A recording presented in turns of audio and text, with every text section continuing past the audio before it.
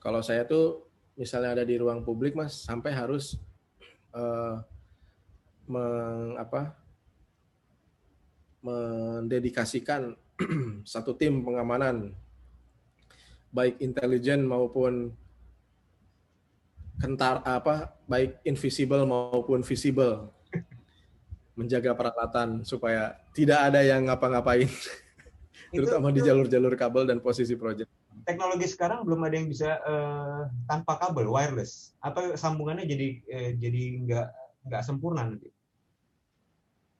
Ya, wireless itu masih akan ada delay dalam proses transferring.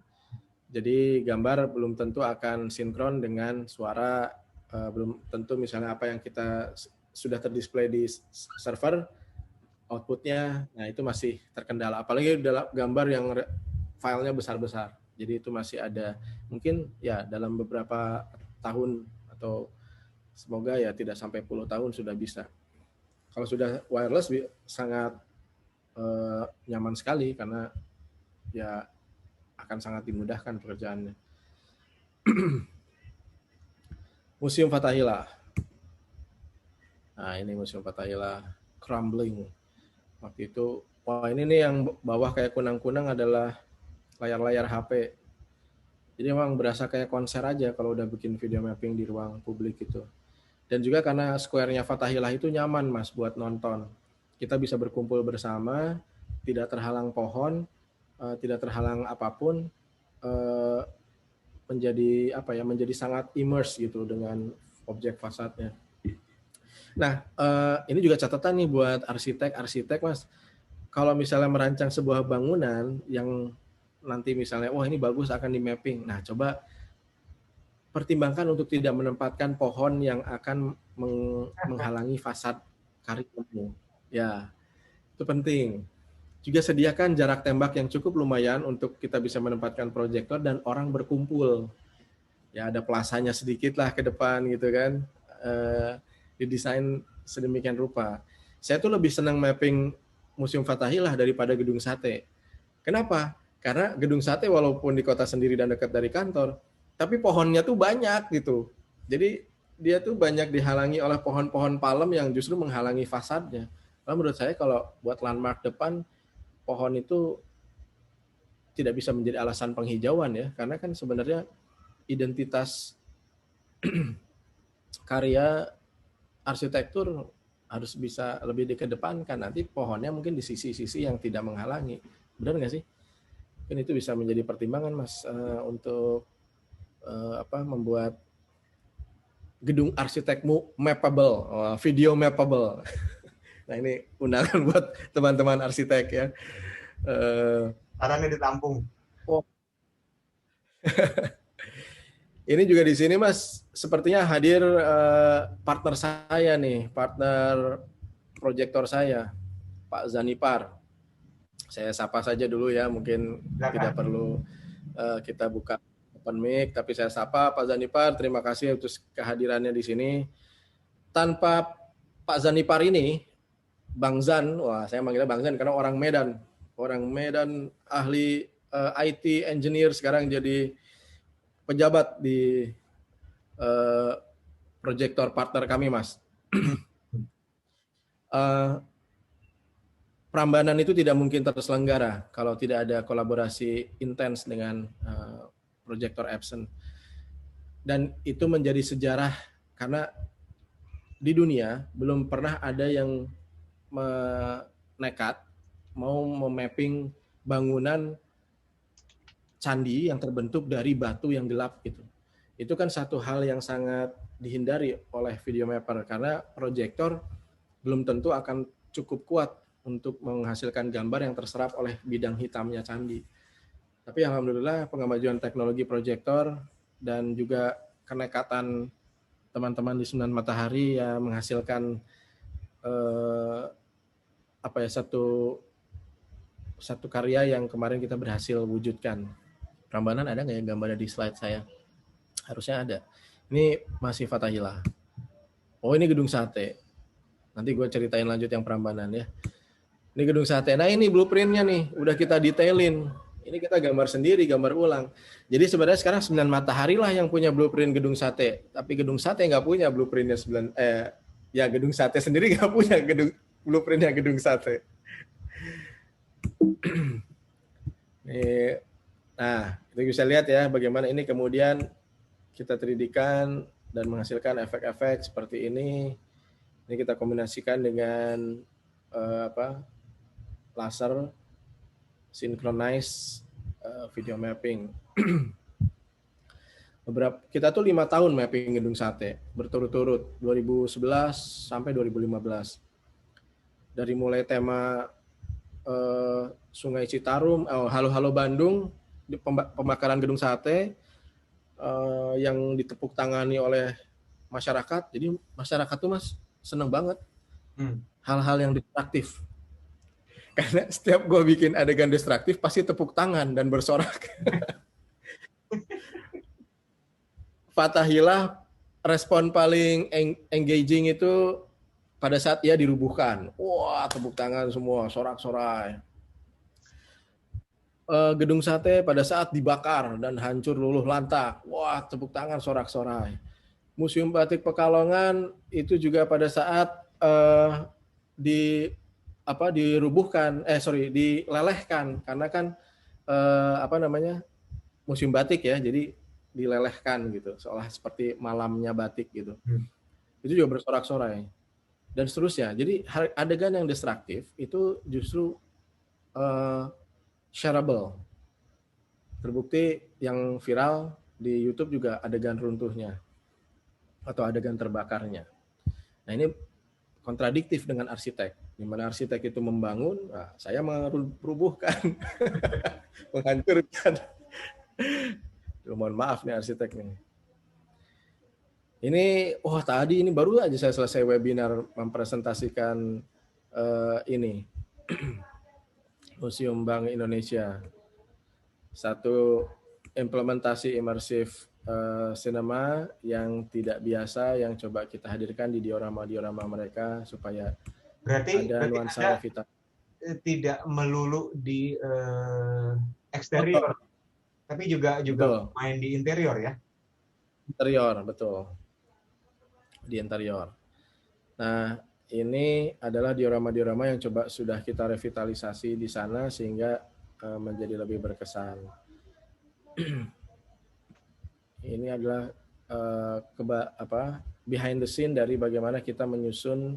Nah, inilah aktivitas-aktivitas yang sangat engineering, yang harus terukur, terhitung, terstruktur, sama seperti arsitek membangun. Saya juga di sini harus menempatkan proyektor dengan perhitungan yang tepat, lensa yang tepat, jarak tembak yang tepat, spek yang tepat, harga yang tepat, ya, itu penting sekali. Dan itu semuanya harus dengan perhitungan. Jadi memang ini bukan semata kerja artis seniman, tapi menjadi kerja desain, kerja engineering, kerja imagining, semua berada di sini. Ini peran audio sangat menentukan bagus tidaknya kualitas karya kita, posisinya juga, dan di depan ada tukang bakso, menarik sekali untuk bisa dipanggil sambil ngopi. Nah, ini juga nih Mas, ini penting nih visual limit field kita. Kita kan 120 derajat doang nih kan. Nah, kalau gedung arsiteknya gede banget kayak gedung sate, atau yang di Moskow tuh kan 4 kalinya gedung sate tuh, Teater Bolshoi dan gedung Fidenke. Jadi jarak pandangnya mesti kita harus menentukan mundur ya. Betul, itu harus dipertimbangkan sekali menentukan titik best view penonton. Karena nanti misalnya, wah di sini nggak kerasa efeknya, bukan salah video mappingnya, salah posisi kamu berdiri, salah panitia menempatkan, makanya kita harus merekomendasikan bagaimana best view terbaik, jarak pandang, seat buat VIP, VVIP dan sebagainya, yang festival dan seterusnya. Jadi memang ada satu kerja yang terintegrasi antara berbagai aspek disiplin.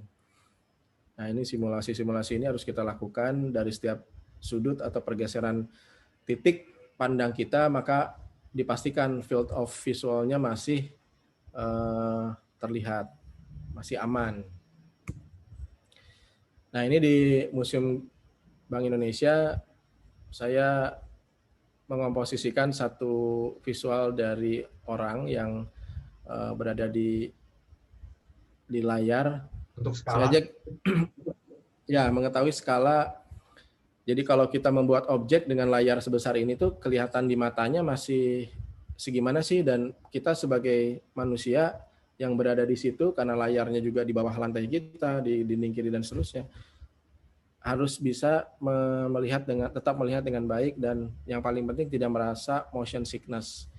Itu penting. Ya, nggak lucu kan kalau tiba-tiba Mas Tommy nonton atau Nindya di situ nonton tiba-tiba muntah di situ. Waduh, layar saya jadi belepotan nanti. Gimana ini pertanggungjawabannya? Maintenance-nya.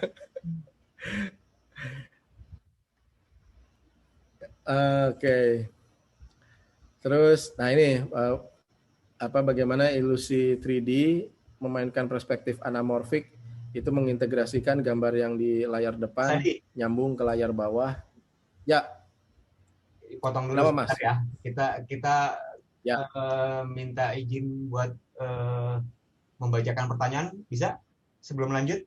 Boleh lah. Ya, jadi saya bisa minum dulu. Monggo. Oke, ini di chatroomnya Zoom. Ini ada dari Arman Said. Mas Adi, izin bertanya, untuk membuat sebuah video mapping, sejauh apa tingkat kesulitannya, terutama dalam berkoordinasi multidisiplin? Lalu berapa biaya yang harus dikeluarkan untuk membuat video mapping? Wah, ini dapur nih. Monggo, silakan. Baik, ini pertanyaan yang sangat menjurus. Kita bisa mulai dari harga murah sekali sampai mahal sekali, tidak berbatas. Kalau pertanyaan siapa tadi yang nanya, Mas? Arman. Iya. Oh ya. Atau Pak Mas Arman, kalau langsung enggak? Silakan. Oh ya, boleh. Misalnya proyeknya apa? Nanti jadi bisa lebih Silakan Pak Arman. Ya, Mas. Ya, silakan mengajukan ke Mas Adi. Mas Arman, objek siapa? Gak mungkin kalau semuanya kayak gedung seukuran kayak Museum Fathahillah gitu ya. Nah, itu sebesar itu kira-kira berapa, Mas, gitu? Atau skala ruang deh, skala ruang anggaplah sekecil-kecilnya gitu ya, semuanya 4x6 gitu bidangnya. Nah, itu kira-kira seberapa gitu? Ya. Kalau perhitungan video mapping itu akan mengacu pada berapa jumlah hardware proyektor yang kita gunakan, lalu jenis apa, apakah ia lumens yang tinggi atau lumens rendah, seperti proyektor yang ada di ruangan kantor kita itu yang rendah. Itu kan kalau harga sewa ke rental seperti itu hanya berapa ratus ribu, ya kan. Tapi kalau proyektornya yang besar-besar seperti yang kita gunakan di Fathahillah, Gedung Sate atau Prambanan, itu harga sewanya itu mulai dari 7 juta sampai 10 juta, 15 juta, 20 juta, bisa seperti itu per satunya per hari. Nah, dari besaran itu kayak Fathahillah kita bisa cover dengan 6 proyektor atau jelek-jeleknya 4 proyektor. Nah, kalau 6 proyektor membutuhkan proyektor yang katakanlah harganya 10 juta, nah itu kita sudah bisa hitung 10 juta per hari kali 6 proyektor dan 60 juta per hari. Dengan waktu persiapan dan tayang mungkin katakanlah 3 hari, maka sewanya sudah 60 kali 3 hari. Itu sudah 180 juta untuk proyektornya saja. Belum membuat konten animasinya, lalu juga organizing acaranya, ya. Berarti kan butuh I.O. untuk mengumpulkan massa, untuk kemudian promosi dan sebagainya. Nah, mungkin itu gambaran itu bisa mengombinasikan dalam Mas Arman sendiri berhitung kira-kira kombinasi dari semua itu akan berapa. Kalau ukuran yang saya sih sarankan, Mas Arman, kita mulai dengan yang berbiaya rendah, berbudget rendah. Sunan Matahari bareng Epson dan komunitas video mapping Indonesia yang waktu itu di awal pandemi kita juga menolak kalah oleh pandemi, kita bikin kegiatan yang namanya mapping from home. Nah, itu bisa di-search di YouTube maupun di Instagram dengan hashtag mapping from home. Akan banyak ide luar biasa yang dieksekusi dengan biaya murah. Proyektor kecil bisa kita manfaatin. Proyektor yang biasa suka nonton film atau nonton presentasi di kantor, daripada kantornya nganggur ya, kan WFO-nya sedikit, jadi WFH pakai aja buat mapping di rumah. Kita bisa memilih objek yang sederhana kayak vas bunga, meja belajar anak kita, atau mobil, ya itu semua bisa kita proyeksikan. Nah, ini akan sangat berbiaya rendah. Bahkan bisa Rp0, Mas. Karena softwarenya sendiri bisa gunakan yang trial, bisa di-download langsung kita gunakan. Tutorialnya ada di YouTube. Atau slide saya barusan bisa saya share untuk tapi tadi terlalu gambaran umum. Di YouTube juga ada kok yang bisa detail kita menjadi panduan.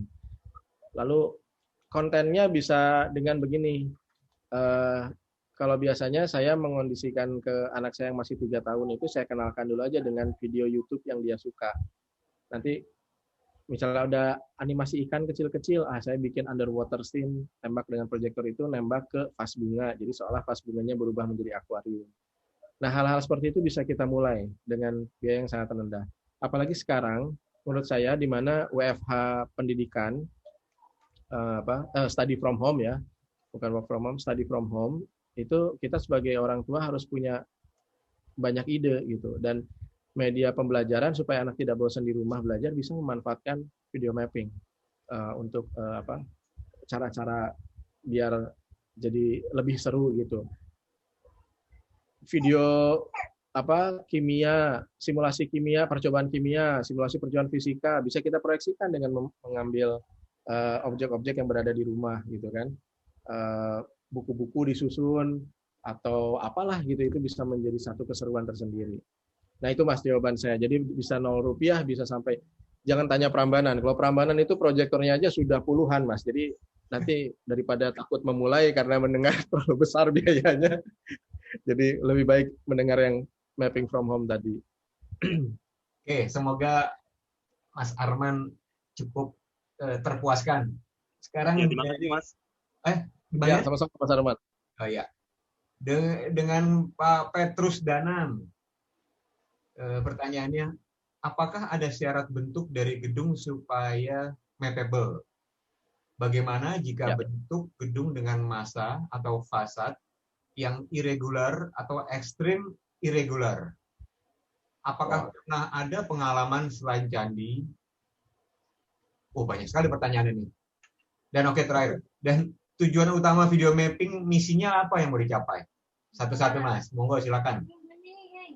Tadi bentuk bangunannya, apakah yang mappable ya? Ya. Pertama, udah pasti tuh, jangan ada pohon di antara kita.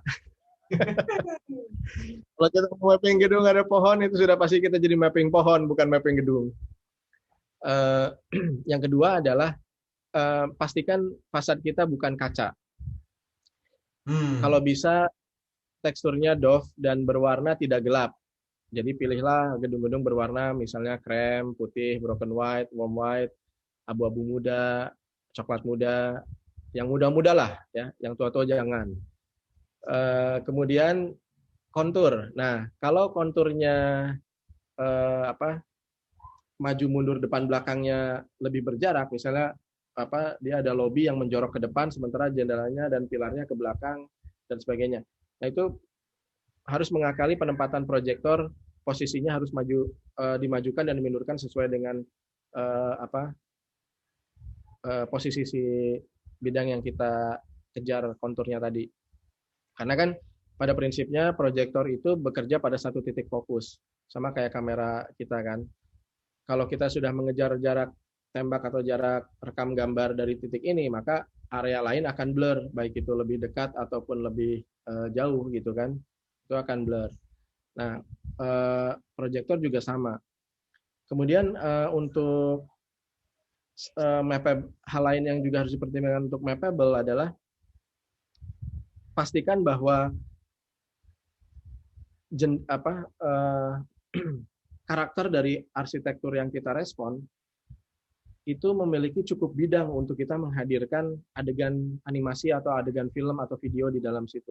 Jadi jangan misalnya pilar terlalu sempit atau terlalu berlekuk-lekuk sehingga tidak ada bidang yang benar-benar bisa menjadi bagian dari gambar. Itu akan sangat menyulitkan, dan juga nanti efeknya jadi nggak bagus karena kita mata nggak bisa menangkap gambar dengan jelas. Terus pastikan ada listrik ya. Kalau nggak ada listrik percuma semuanya. Proyektor nggak bisa nyala, dan lakukanlah di malam hari. Karena kalau bangunan melakukan siang hari sudah tidak mungkin. Mas, ini saya sudah menyiapkan semuanya nih, tidak ada pohon, tidak ada peralatan listrik, semua ada, hardware ada. Tapi kok nggak ada gambarnya, saya nggak bisa mapping. Ternyata Mas melakukan di malam hari, oh ya. Di siang hari, oh ya, kalau begitu tidak bisa, Mas. Karena matahari walau bagaimanapun tetap the ultimate biggest projector ever created. Tidak bisa kita lawan. Terus, apa tadi ya Mas ya, pertanyaan lagi? Ada banyak tuh kan, visinya ya, pesan. Ya, iya. Ya, tahun 2010 sejak di awal kita membuat video mapping, misi saya adalah membangunkan kesadaran sejarah melalui gedung-gedung heritage, Mas. Jadi menurut saya keindonesiaan itu harus dikenalkan identitasnya dengan kita mampu menjadikan sejarah sebagai nutrisi atau asupan yang menarik. Ya, namanya nutrisi asupan itu harus menarik. Disuruh makan enak, nggak bergizi, lebih mau daripada makan bergizi tapi nggak enak gitu kan. Jadi kalau mau belajar sejarah harus enak. Nah, gimana caranya supaya enak belajar sejarahnya? Nah, video mapping adalah salah satu cara untuk kita bisa bikin enak belajar sejarah. Lewat Fathahilah, lewat Gedung Sate, lewat Candi Prambanan, lewat Gedung Asia Afrika, Gedung Merdeka ya, Museum Batik Pekalongan, semua, saya nggak bisa, Benteng Kuto Besak, semua yang itu misinya adalah mengenalkan sejarah dan keindonesiaan. Bahkan ketika kita memenangkan Moskow Rusia, itu juga karena misi keindonesiaan kita. Bagaimana saya terinspirasi oleh batik 3 komponen jadi World Heritage kita, dipercayakan pada kita, batik, angklung, dan satu lagi apa ya? Batik, angklung, dan aku lupa, candi. Ya, candi itu sendiri. Lalu kita proyeksikan di sana, dan itu kata jurinya, ini sesuatu yang asing bagi kami, tapi kami merasa akrab gitu.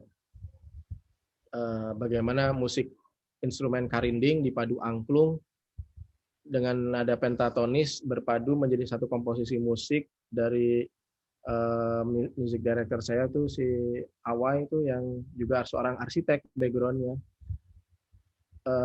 bisa sangat ear catchy buat audiens Eropa gitu. Dan itu salah satu poin yang terus mau bicara langsung dengan Mas Adi, Pak Petrus? Oh, ternyata enggak. Oke. Mas Adi, berarti itu harus ya. Cuaca harus baik dong. Kalau hujan gitu? Pakai payung lah. Kalau hujannya masih rintik-rintik, kita melaju terus. Tapi kalau hujannya udah deras, badai, janganlah, kita harus secure hardware. Oke. Ya. Itu mahal-mahal. Bagaimana dengan pernah membuat sesuatu mapping yang interaktif? Interaktif pernah, dan sudah sering sekali kita buat sekarang. Banyak sekali. Kalau teman-teman kebetulan ke Bandung, nanti setelah dapat, ya semoga di libur akhir tahun ini kita sudah dapat izin dari wali kota untuk bisa membuka lagi instalasi digital art space kala kini nanti yang di PVJ. Itu fully interaktif. Dari lantai semua dinding bisa berinteraksi dengan ini kita. Menarik.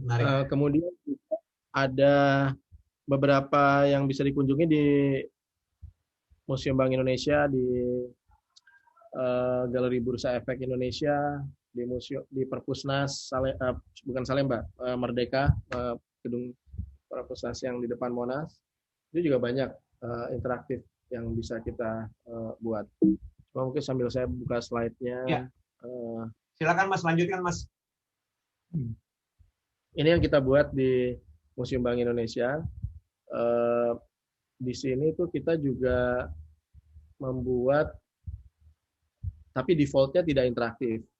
Jadi ini interaktifnya hanya pada saat kita persiapan, karena untuk kepentingan tayang, interaktif itu malah nanti membuat pengunjung terlalu berlama-lama, sementara Museum Bank Indonesia memiliki keterbatasan kapasitas. Ya kan yang ngunjungin banyak banget tuh dari seluruh penjuru negeri, kalau ke Jakarta pasti ke situ. Ini Prambanan. Nah ini juga challenging, kontur-konturnya dia itu sangat challenging sekali, bagaimana kita menghadirkan gambar pada lekuk-lekuk arca dan ukiran pahatan, termasuk juga bagian panggung. Nah ini lihat bagian panggung Sendratari depannya itu, yang berjarak sekitar 1 kilo dari panggung ke candi, menjadi satu tayangan teatrikal yang terintegrasi dengan memanfaatkan video mapping. Apa yang kita proyeksikan di candi itu terintegrasi dengan apa yang diproyeksikan di stage. Ini juga satu pengembangan video mapping yang ke level berikutnya gitu, di mana interaksi dari talent teater direspon oleh visual yang ada di lantai, di background, dan juga yang di candinya. Nah ini juga satu tantangan tersendiri. Ada banyak kisah menarik ini Mas di Prambanan itu. Baik itu kisah-kisah yang spiritual maupun yang yang logis gitu ya. Seru sekali di sana.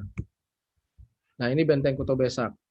Benteng Kuto Besak itu sedikit dari benteng yang dihasilkan oleh kerajaan-kerajaan pribumi atau lokal.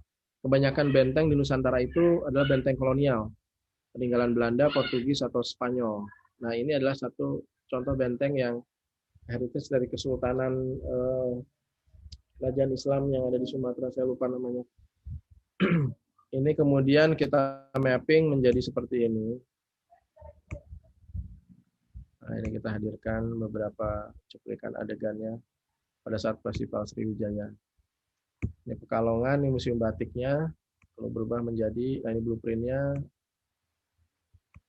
Nah ini adalah bidang proyeksi. Yang biru-biru beririsan ini adalah bidang yang kita cover dengan proyeksi proyektor. Yang kita mapping. Nah ini berubah menjadi seperti ini. Nah ini gedung Merdeka, ini gedung aslinya. Ini kita gambar ulang untuk jadi template. Membuat animasi, ini posisi proyektor. Area yang di cover. Nah ini gambarannya. Kita tuh harus selalu membuat simulasi seperti ini.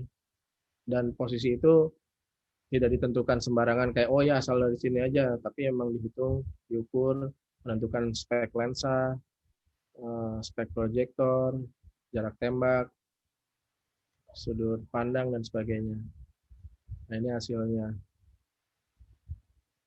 Nah ini beberapa contoh adegan di Gedung Merdeka yang kita eksekusi waktu itu. Jadi memang di sini nampak bagaimana karya arsitektur berkomunikasi dengan karya lulusan DKV gitu.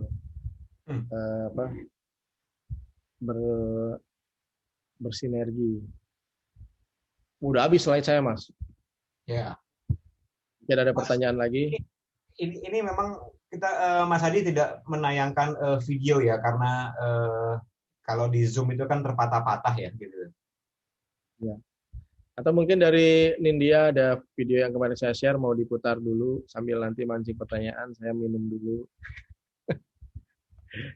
Mas, untuk pembuatan video mapping, contohnya Museum Fathahillah, berapa lama sih Mas persiapan? Kalau Fathahillah karena tesis, jadi itu setahun ya. Enggak sih, itu 6 bulan. 6 bulan. Itu ya prosesnya dipercepat jadi 6 bulan. Sebenarnya semakin ke sini persiapan video mapping kita semakin bisa cepat. Tapi idealnya menurut saya supaya konten story dan eksekusi dari kontennya juga bagus, paling tidak 2 bulan lah waktunya untuk bisa kita eksekusi supaya kualitasnya baik. Lebih lama dari itu akan lebih baik. Lebih lama dari itu tidak paling banyak berapa tidak proyektor baik. yang pakai, Mas? Paling banyak kita gunakan di Prambanan itu 18 proyektor. Wow. Kita gunakan 18 proyektor. Ya, nah, itu bayangkan Mas, coba saya back to slide Prambanan. Nah ini, bayangkan mengintegrasikan proyektor yang terbagi di 2 tempat berbeda itu jaraknya 1 kilo loh ya, yang di candi sama yang di panggung.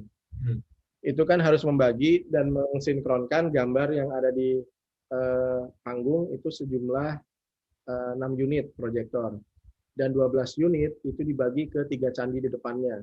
Jadi masing-masing candi itu ada 4 proyektor. Berarti saat itu memang kita juga sedang seperti Roro Jonggrang digital ya. Kalau dulu sibuk ngebangun, terus kemarin kita sibuk untuk menyusun proyektor dan membuatnya menjadi bisa bergerak menari-nari. Ini tayangannya ada di YouTube, teman-teman bisa langsung mengakses video mapping Prambanan, menyaksikannya langsung di YouTube sambil di scroll aja, karena kalau ditontonin satu-satu juga mungkin agak tidak seseru kalau kita melihatnya secara langsung gitu. Mas, kelebihannya apa? Ya. Lanjut pertanyaan ya. Boleh. Ini dari Muhammad Fahmi. Apakah mau berbicara langsung dengan Mas Adi atau saya bacakan aja?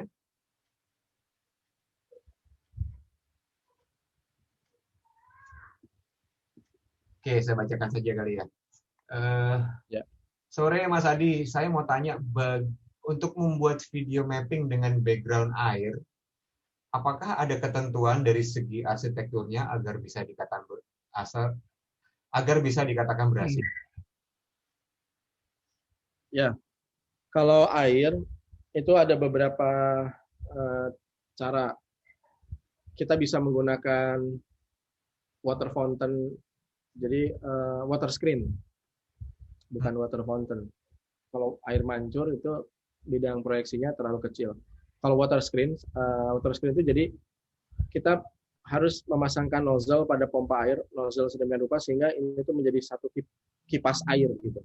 Seperti air yang memancar seperti kipas. Nah, pancaran air itu bisa menjadi bidang proyeksi. Seperti yang di Marina Bay Sands, atau di Eco Park Ancol, atau di Eco Park Ancol itu sinar matahari juga waktu itu yang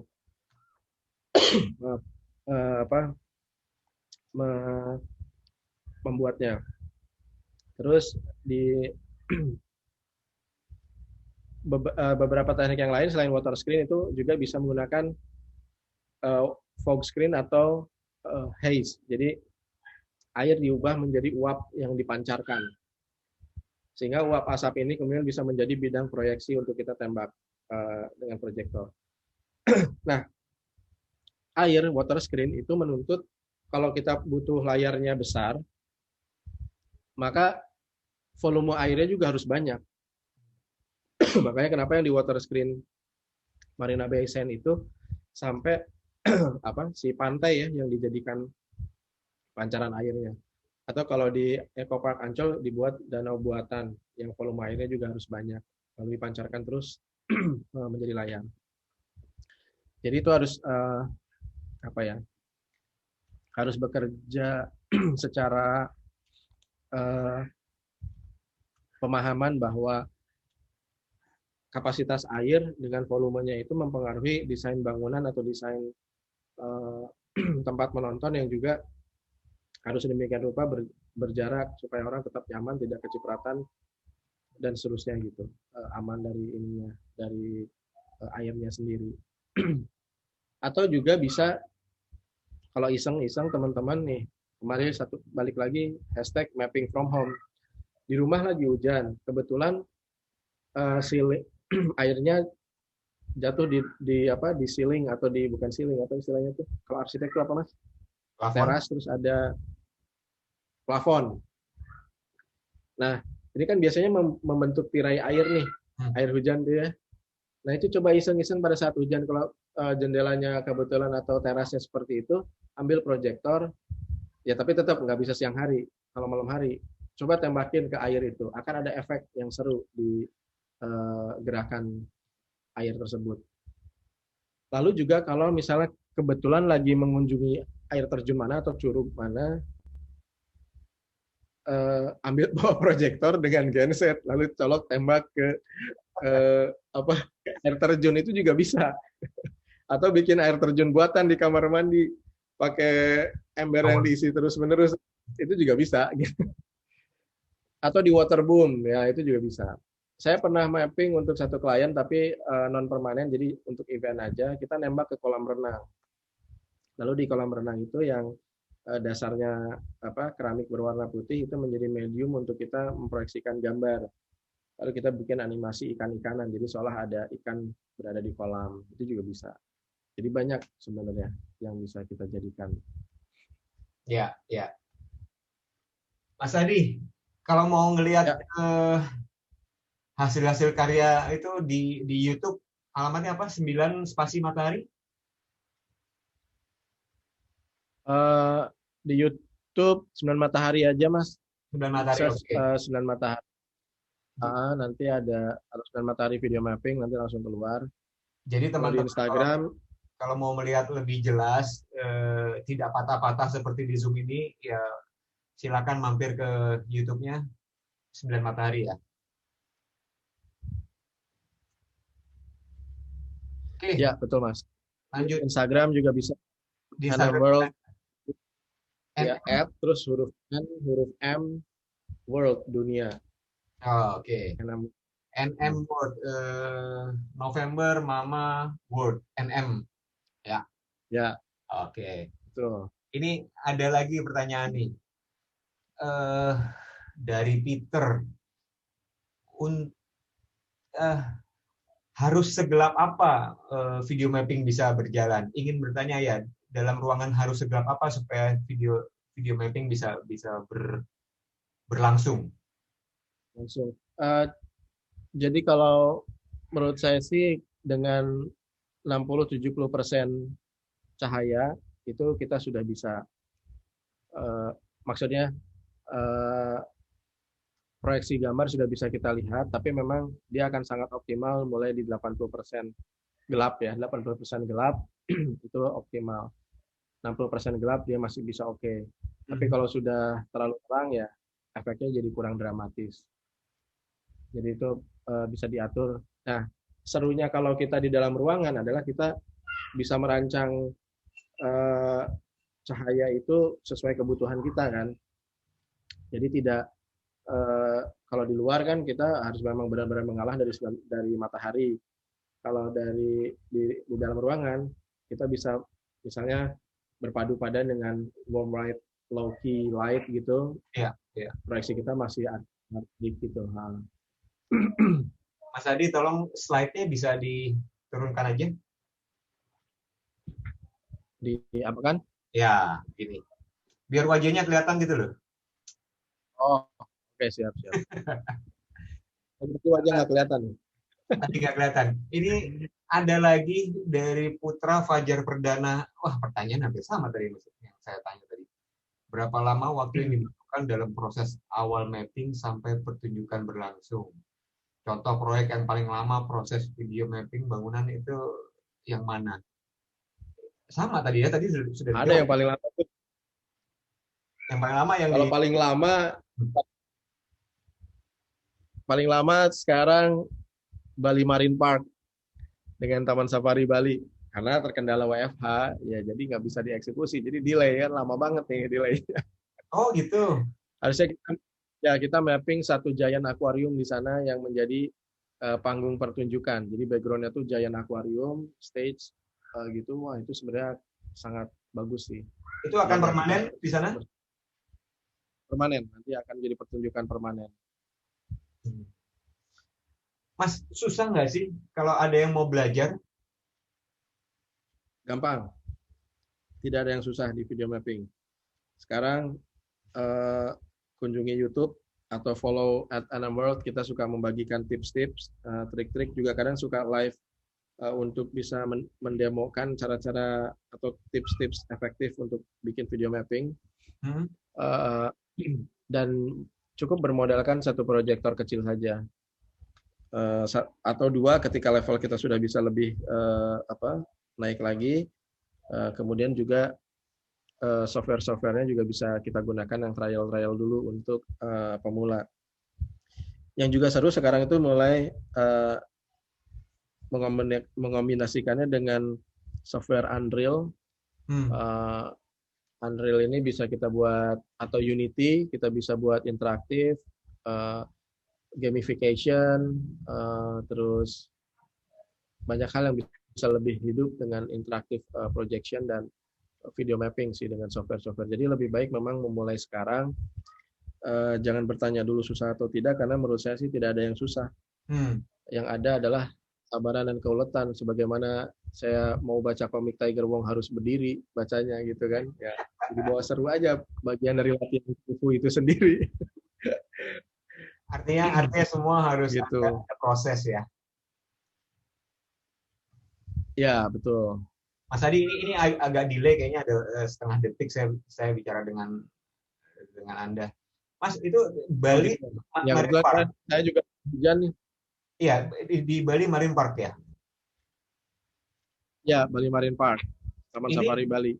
Ini salah satu peserta kita namanya Pak Petrus Danang. Pak Petrus bisa bicara sebentar? Pak Petrus itu adalah salah satu bukan teknisi, dia yang merancang akuariumnya yang besar. Oh iya benar-benar nih. Kalau nggak salah ya, itu apa bukan Petrus Danang ini, bukan ya? Saya kurang tahu, tapi akan sangat seru sekali kalau bisa ngobrol tentang beliau seperti yang kurang berkenan. Oke. Ini ada lagi ya. Dari Dodeka Aswin Darto. Wah, ini kawan saya SMA ini juga dia. Apa the next big thing dari 9 Matahari? Tetap video mapping atau ada inovasi lain? Ada inovasi lain. Video mapping itu sebenarnya satu metode yang roots-nya adalah dari bagaimana kita secara kreatif menggabungkan pendekatan desain kepada film. Nah, pendekatan desain kepada film inilah yang bisa membuka potensi-potensi perkembangan lainnya, tidak hanya video mapping. Dan WFH ini juga banyak membuat kita menyiapkan banyak hal gitu untuk bisa kita hadirkan nanti pada saat sudah boleh kembali normal lagi. Kita juga di kantor kita sedang akan membuat sebuah sistem yang nanti bisa kita kerjasamakan, Mas, dengan semua user, maupun baik arsitek profesional maupun home user gitu ya. Itu adalah membuat every surfaces being projectable dan interactable. Sehingga kalau begitu kita bisa main, kalau permainan tradisional itu ada namanya, kalau di Bandung namanya Serodot Gaplok, atau kalau di mana itu Sondah atau Gatrik atau apalah yang menggunakan permukaan. Nah, itu bisa dibuat menjadi interaktif dengan projection dengan video mapping. Jadi make any kind of surfaces menjadi to become interactive. Lalu juga kita sangat concern terhadap diorama-diorama peraga, museum, dan edukasi. Itu kita lagi siapkan yang nanti ke depan bisa kita kerjasamakan dengan berbagai pihak. Lalu juga saat ini kita sedang sangat giat membuat rancangan-rancangan yang mungkin bisa dikerjasamakan kepada semua pemilik aset properti untuk yang tergerak hatinya untuk bisa bersama kami bicara tentang lingkungan. Jadi kalau tahun 2010 itu di video mapping pertama kami statementnya adalah heritage, architectural, historical building gitu ya. Lalu kita mengampanyekan itu dan membuat awareness pada publik tentang pentingnya sejarah dan keindonesiaan. Ke depan ini kita akan bicara tentang lingkungan. kita akan menelusuri sungai-sungai, hutan, dan sebagainya untuk menjadi karya-karya baru kita. Dan kita ingin mengajak semua pihak untuk bisa membangun sustainable tourism based on creative technology, sehingga tempat-tempat itu menjadi sangat cantik dan juga sustain, lokal indigenous-nya tetap terpelihara, dan seterusnya gitu. Mulia sekali. Itu the next big thing kita. Dan saya yakin sih itu pasti tetap bisa memutar ekonomi, karena sesuatu yang menarik bisa dikunjungi, kita bisa mengedukasi terkait sampah atau apapun lah. Justru lingkungan itu sama kayak sejarah tadi, kalau sudah bisa dibikin enak, pasti orang akan consume. Lingkungan juga sama, mencintai lingkungan itu nggak bisa cuman jargon, cintailah lingkungan, nggak akan bisa. Yang namanya cinta itu harus dibangun dari PDKT, ngeceng, PDKT, jadian, ya kan? Baru ngelamar, nikah gitu, itu baru cinta tuh. Jadi itu juga kita sama lingkungan. Sunan Matahari akan melakukan PDKT, kita udah ngeceng nih lingkungan, udah suka banget, PDKT, jadian, terus dan seterusnya. Nah, semoga semuanya ada yang mau. Tantangannya memang sama kayak nge-mapping museum ya, perizinan. Mapping museum itu juga perizinannya lumayan. Tapi kalau kita bisa berdiri baca komik kungfu, gantian kakinya, ya kita sudah terlatih. Jadi sebenarnya itu tinggal kesabaran meyakinkan kecengan kita untuk mau di PDKT sama kita dan menjadi pacar kita. Tidak ada yang tidak mungkin, ya. Tidak ada yang tidak mungkin. Mari kita pelajari siapa nih manajer gedung ini. Kita pelajari dulu dia siapa, gini-gini, apa kesukaannya, gimana, apa yang menjadi kepentingannya, apa yang bisa kita afford dari kepentingannya untuk sukses juga ketika kita sukses di situ. Nah, gitu-gitulah. Sama kayak Pemprov DKI kan gitu. Program Enjoy Jakartanya sukses, dia mau mengizinkan. British Council juga sama, program Transforming Public Space yang sukses, bisa terjembatani kan dengan ide-ide yang tidak biasa. Ini ada juga yang nanya nih, Mas Adi mau bertanya, saat mengikuti ajang kompetisi, kira-kira berapa personel tim yang ikut ke lokasi? Dan apakah seluruh perangkat dibawa sendiri oleh peserta? Ini pertanyaannya dari NM. Bukan 9 Matahari, tapi dari Nindya Mahesa Putri. Kirain dari NM. Kru kami itu di lapangan bisa berkisar 10 orang. Dari mulai tim proyektor, tim hardware ya, lalu tim software, kemudian tim konten itu sendiri gitu. Jadi dari mulai 10 orang, termasuk kru teknis. Tapi itu di luar lagi ketika ada konstruksi. Nah, itu ada tim konstruksi sendiri yang misalnya scaffolding atau konstruksi bangunan permanen, itu kan ada tukang-tukang tersendiri lagi. Tapi seenggaknya di tim Sunan Matahari itu akan turun ke lapangan paling nggak ada sekitar 10 orang. Kalau di proyek-proyek event yang fasadnya sudah ada, misalnya di gedung-gedung teater, ya cukup menurunkan 5 orang, sudah cukup. Tentunya bekerja sama dengan penyelenggara juga gitu. Ya. Oke. Jam di tempat gua itu sudah jam 5.28. Masya Allah, udah maghrib. Cepat banget ya? Belum sampai. Nah, ini ada pertanyaan mungkin bisa terakhir kali ya. Dari Hotma Koruan. Kalau lingkungan berarti wisata Danau Toba bisa di mapping dong ya? Nah, bisa banget ini Bang Hotma. Bisa banget. Kita bisa buat water screen. Bu, sepertinya. Oh, maaf. Bu Hotma. Kita bisa buat water screen. Kita bisa bawa dari Medan, atau kalau memang investasinya serius, kita bisa beli sendiri untuk dipasang permanen di pinggiran Danau Toba yang diperbolehkan. Dari situ kita bisa mungkin Hotma Koruan mau bicara langsung ke Mas Adi. Silakan. Masih di mute.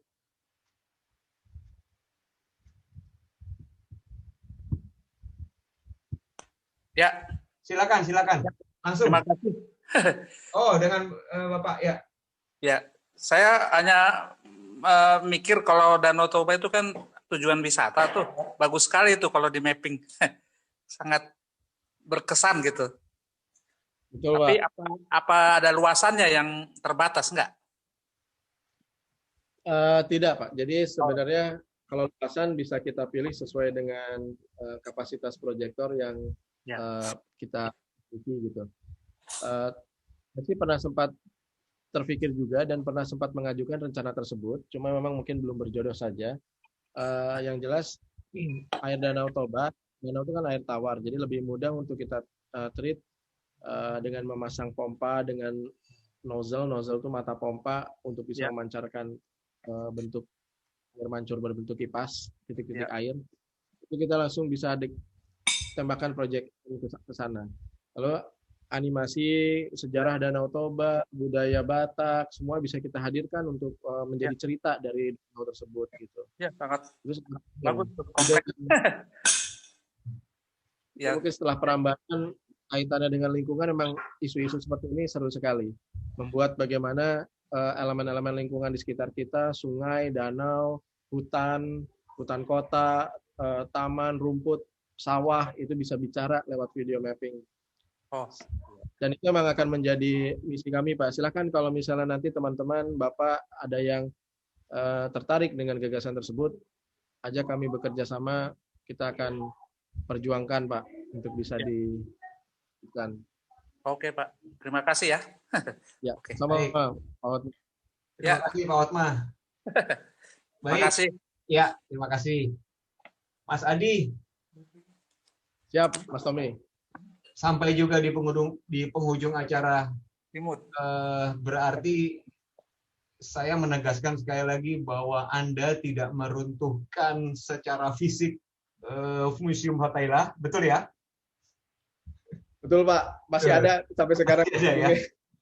Anda juga tidak membakar gedung sate secara harfiah, betul ya? Betul. Baik. Ini hanya sekedar untuk gimmick poster kami supaya memancing atensi orang aja gitu. Baik, Mas Adi, terima kasih ilmunya, terima kasih membuka wawasan kita tentang apa itu video mapping. Kita juga tadi. Terima kasih kopinya ini sudah kita diberikan perspektif-perspektif baru tentang ilmu. Ternyata ada loh seni visual baru selain musik, selain seni rupa, selain film, ternyata ada video mapping, dan itu sekarang itu bisa menjadi suatu alternatif hiburan masyarakat ya. Karena itu memang harus ditampilkan di ruangan terbuka yang kolosal. Kalau di kamar sendirian rasanya nggak sedahsyat itu ya.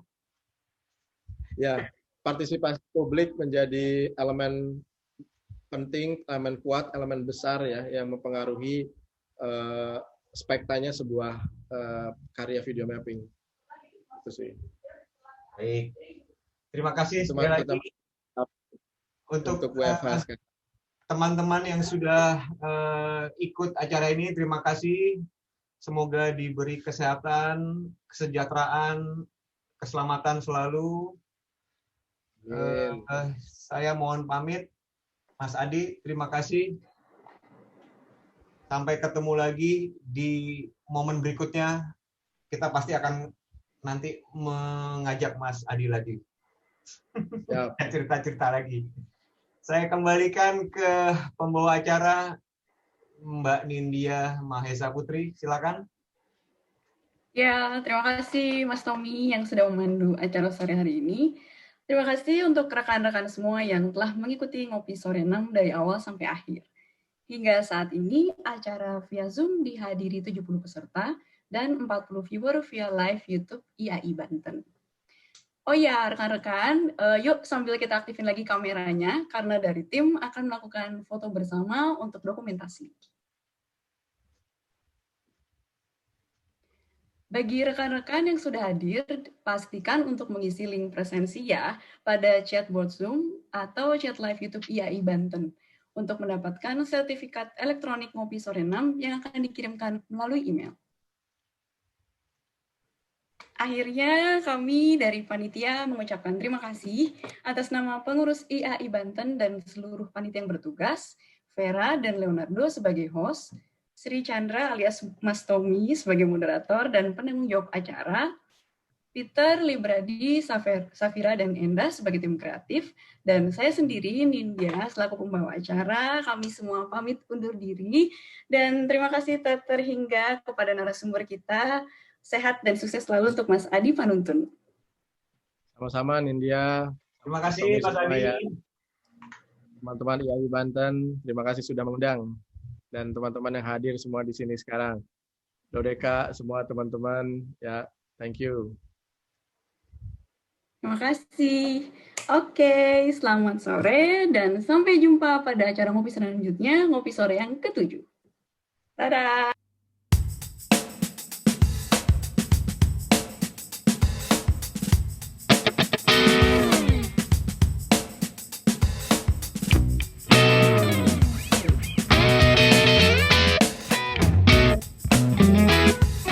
NGOPI